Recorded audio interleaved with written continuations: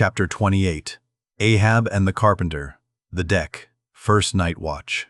Carpenter standing before his vice bench and by the light of 2 lanterns, busily filing the ivory joist for the leg, which joist is firmly fixed in the vice. Slabs of ivory, leather straps, pads, screws, and various tools of all sorts lying about the bench. Forward, the red flame of the forge is seen, where the blacksmith is at work, drat the file, and drat the bone. That is hard which should be soft, and that is soft which should be hard. So we go, who file old jaws and shin bones. Let's try another. Aye, now, this works better, Senenese's.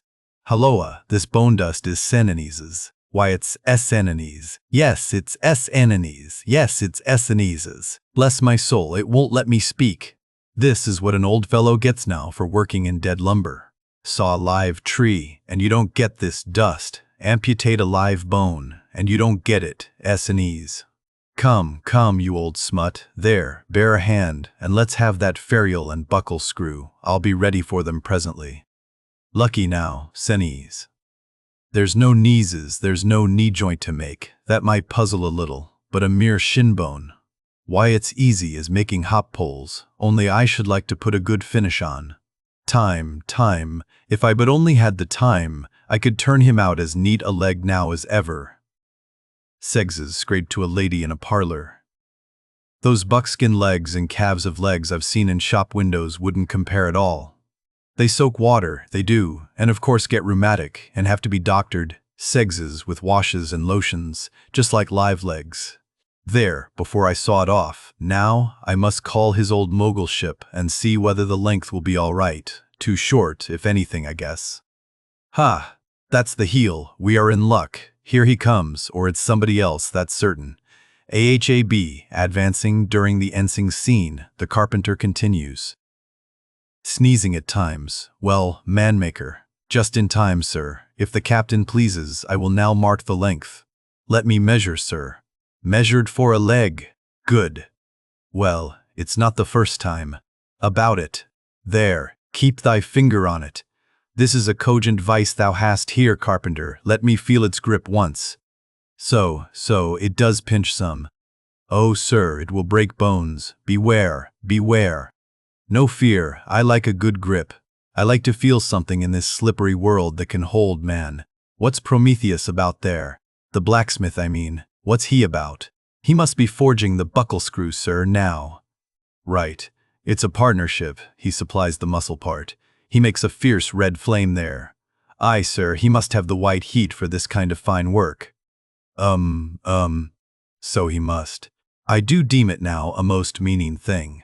That old Greek, Prometheus, who made men, they say, should have been a blacksmith and animated them with fire. For what's made in fire must properly belong to fire, and so hell's probable.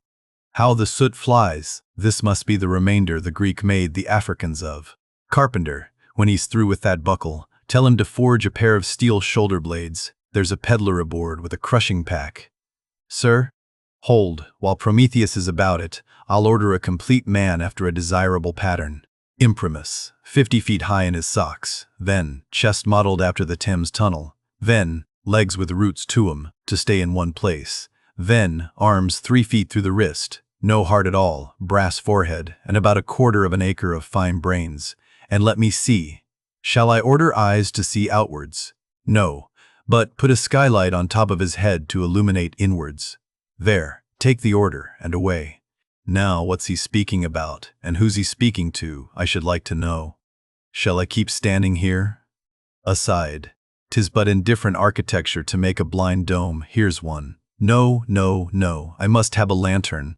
Ho! That's it, hey? Here are 2, sir. One will serve my turn. What art thou thrusting that thief-catcher into my face for, man?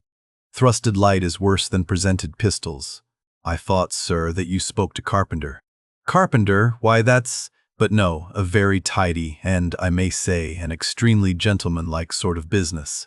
Thou art in here, Carpenter, or wouldst thou rather work in clay? Sir? Clay, sir? That's mud. We leave clay to ditchers, sir. The fellow's impious. What art thou sneezing about? Bone is rather dusty, sir. Take the hint then, and when thou art dead never bury thyself under living people's noses. Sir? I guess so, yes, may. Look ye, Carpenter, I dare say thou callest thyself a right good workman-like workman, eh? Well then, will it speak thoroughly well for thy work, if, when I come to mount this leg thou makest, I shall nevertheless feel another leg in the same identical place with it, that is, Carpenter, my old lost leg, the flesh and blood, one I mean. Canst thou not drive that old Adam away? Truly, sir, I begin to understand somewhat now. Yes, I have heard something curious on that score, sir, how that a dismasted man never entirely loses the feeling of his old spar, but it will be still pricking him at times. May I humbly ask if it be really so, sir? It is, man. Look, put thy live leg here in the place where mine once was, so, now, here is only one distinct leg to the eye, yet two to the soul. Where thou feelest tingling life, there, exactly there to a hair do I. Isn't a riddle. I should humbly call it a poser, sir. Hist, then. How dost thou know that some entire living thinking thing may not be invisibly and uninterpenetratingly standing precisely where thou now standest? Aye, and standing there in thy spite. In thy most solitary hours, then, dost thou not fear eavesdroppers? Hold, don't speak. And if I still feel the smart of my crushed leg, though it be now so long dissolved, then, why mayest not thou, Carpenter, feel the fiery pains of hell forever and without a body? Ha! Good Lord! Truly, sir, if it comes to that, I must calculate over again. I think I didn't carry a small figure, sir. Look ye, pudding heads should never grant premises. How long before the leg is done? Perhaps an hour, sir. Bungle away at it then, and bring it to me, turns to go. O life, here I am, proud as Greek god, and yet standing debtor to this blockhead for a bone to stand on. Cursed be that mortal interindebtedness which will not do away with ledgers. I would be free as air, and I'm down in the whole world's books. I am so rich, I could have given bid for bid with the wealthiest praetorians at the auction of the Roman Empire, which was the world's, and yet I owe for the flesh and the tongue I brag with. By heavens, I'll get a crucible, and into it, and dissolve myself down to one small compendious vertebra.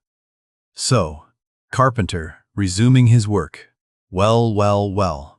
Stubb knows him best of all, and Stubb always says he's queer. Says nothing but that one sufficient little word, queer. He's queer, says Stubb. He's queer, and keeps dinning it into Mr. Starbuck all the time. Queer, sir, queer, very queer. And here's his leg. Yes, now that I think of it, here's his bedfellow. Has a stick of whale's jawbone for a wife. And this is his leg, he'll sting of whale's jawbone for a wife. And this is his leg, he'll stand on this.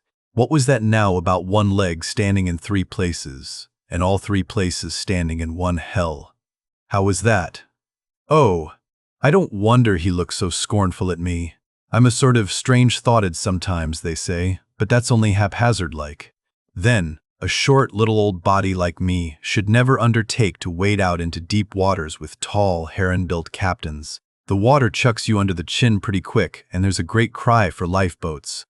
And here's the heron's leg, long and slim, sure enough. Now, for most folks, one pair of legs lasts a lifetime, and that must be because they use them mercifully, as a tender-hearted old lady uses her roly-poly old coach, horses. But Ahab, oh, he's a hard driver. Look, driven one leg to death, and spavined the other for life, and now wears out bone legs by the cord. Halloa there, you smut. Bear a hand there with those screws, and let's finish it before the resurrection fellow comes a-calling with his horn for all legs, true or false, as brewery men go round collecting old beer barrels to fill 'em up again. What a leg this is. It looks like a real live leg, filed down to nothing but the core. He'll be standing on this tomorrow. He'll be taking altitudes on it. Halloa! I almost forgot the little oval slate, smoothed ivory, where he figures up the latitude. So, chisel, file, and sandpaper now.